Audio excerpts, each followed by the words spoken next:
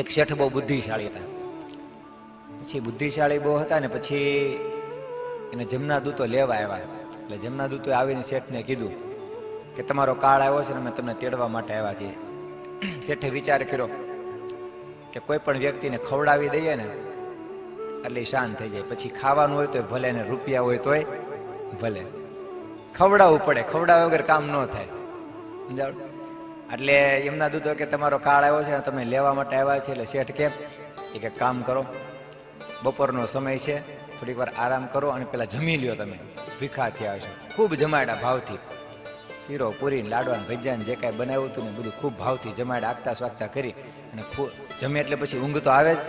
એટલે બરાબરની ઊંઘ ચડી. કીધું કે થોડીક વાર આરામ કરી લો. એમના દૂતો આરામ કરવા માટે સૂતા હતા અને ત્યાં એના હાથમાં જે ચોપડો હતો ને એ લઈ લીધો એને શેઠે, અને આમાં પેલું નામ લખ્યું. સમજાણ્યું?